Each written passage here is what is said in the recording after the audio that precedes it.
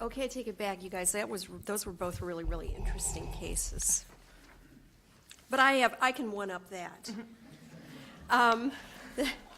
My next two cases are not yet decided, so you'll just have to hold your breath and wait for these to come down. But they're going to be, I think, very, very consequential. Both of them have to do with the search incident to arrest doctrine. This is another place where law enforcement can engage in searches and seizures without a search warrant or a warrant to seize.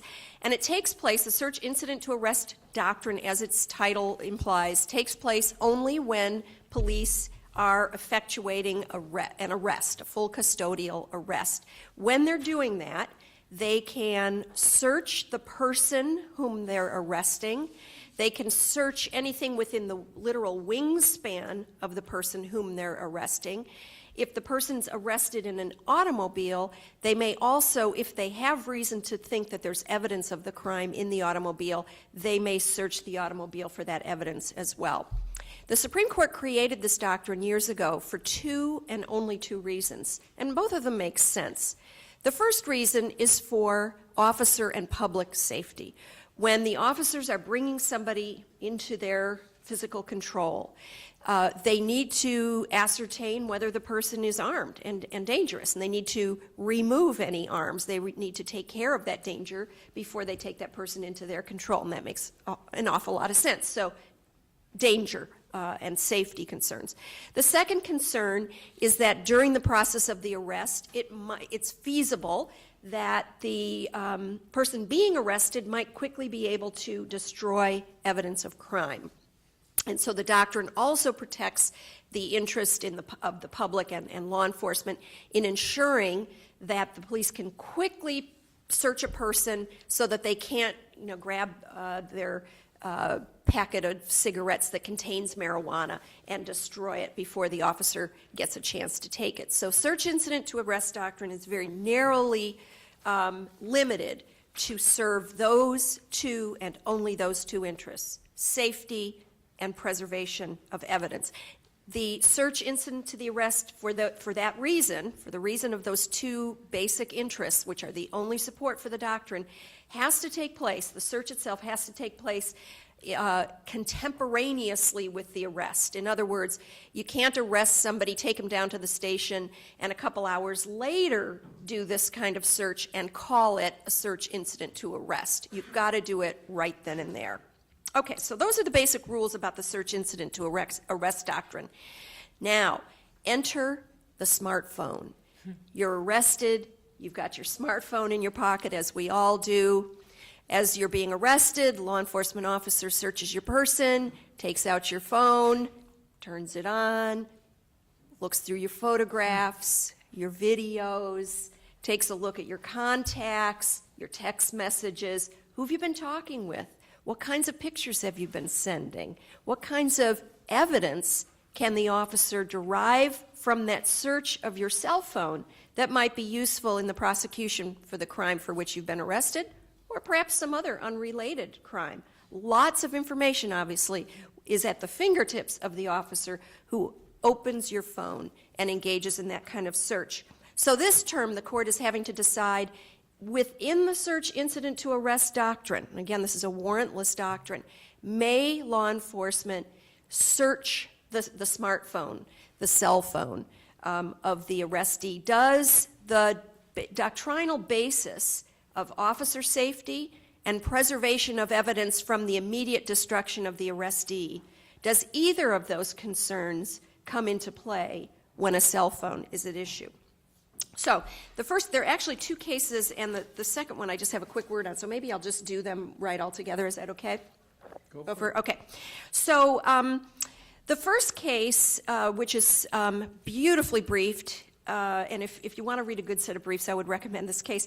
The brief for the defendant was written by Jeffrey Fisher, who's the brilliant Stanford law professor who has argued Crawford and, oh my gosh, what else in the Supreme Court? He's really changed the landscape of criminal procedure jurisprudence through his own efforts. In any event, he is writing the brief here for the defendant, so it's well worth reading.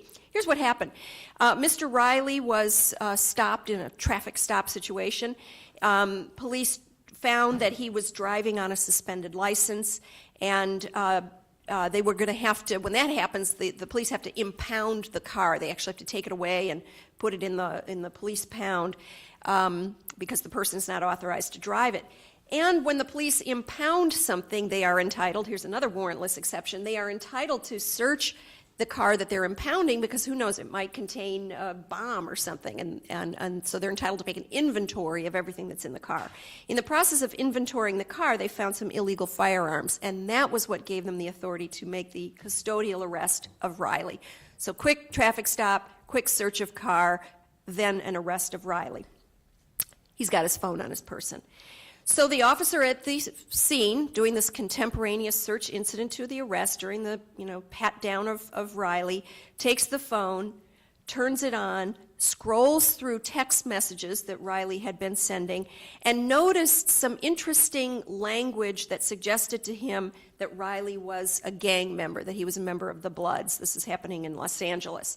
And he took the phone back to the station and engaged in a second, more thorough search that he is claiming still to be a search incident to arrest, finding videos, pictures, photographs, and so forth.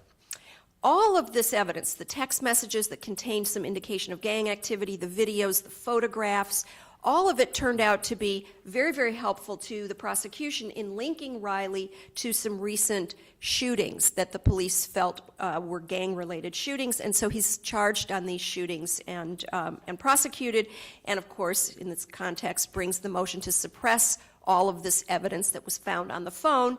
The argument in his motion to suppress is that the search exceeded the search incident to arrest doctrine because it wasn't limited to those two interests that the court has based the doctrine on. The trial court admitted the evidence. Mr. Riley was convicted. California appellate courts upheld the conviction. Up it goes to the U.S. Supreme Court where it sits today, and I would suspect it'll be decided very, very soon. So the arguments that, as you can imagine, a very structured argument according to the interests that are protected by the search incident to arrest doctrine, the arguments that Mr. Riley makes are, number one, the search of the cell phone does not further either of the government's interests, number one being officer safety. Cell phones do not pose a risk of danger to a police officer during an arrest, at least so far. We haven't yet seen the invention of the exploding cell phone or the cell phone that's really a weapon.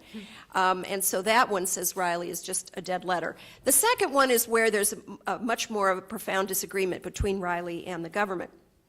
And by the way, there's lots of amicus briefs filed here, including one from the U.S. government, which supports the law enforcement position. The second issue is the protection of evidence, because the law enforcement claim is if we can't quickly look at the information on the telephone, some of it might be lost. It might be lost because perhaps Mr. Riley is really a smart, technically savvy guy and has some kind of a program that he can alert the program to zap the phone and remove the evidence. I mean, this is all plausible, I think, probably it sounds plausible. Riley's response is, well, wait a second, you can easily prevent that. Police can and should prevent that by, number one, there are three things. Number one, you can turn the phone off, so it couldn't be receiving radio waves or whatever. Number two, you can remove the little card, the memory card, SD card, whatever it's called. Number three, you can place it in this thing that's called a Faraday bag. It's a bag that's impervious to radio waves. Some of us have purses now and stuff that have this material sewn in. And so police can, as a standard practice, just carry these things around. It's like a Ziploc bag. They can carry it around in their pocket. When they make a search incident to arrest, they take the phone, plunk it in the Faraday bag. It's safe. There's no danger that the evidence can be destroyed. And then, if they have probable cause to search it, they can appropriately get a search warrant, which is what the Constitution says. So, and then, of course, Riley points out that the level of intrusion of this kind of search is very, very profound. There's First Amendment activity on our phones. It's like the law enforcement being able to get into every aspect of our most private lives. So, stay tuned. The second case that's kind of paired with it is a very similar case. It's brought on the federal side by the Federal Public Defender's Office. It was a very similar situation. An arrestee was booked on suspicion of dealing crack. As the police searched him incident to the arrest, the booking, They took his cell phone, and they noticed he had one of those phones. This is a really bad idea if you're going to be a drug dealer. He had one of those phones that had the little, like a little teeny video screen right on the front of it before you open it. And he had gotten a text message that said, "My house." So in other words, it was him. He had programmed his phone for this particular number was his house. So the police were like, oh, this is this guy's house. And there was a photograph in the background, kind of a wallpaper photograph of a woman and a child. So the police were able to open the call log, determine that the thing that said "my house" was a number. There was a number associated with it. They use reverse phone directory. They find out where his house is. They go there. The woman and the child are there. And so now they have evidence linking up this person with this particular residence. At that point, they do get a search warrant, search the residence, get all this evidence of drug dealing, cases made.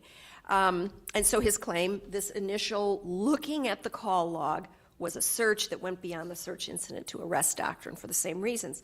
So stay tuned. That one's U.S. versus Wurie, W-U-R-I-E. Should be down in a few weeks. We'll see what happens.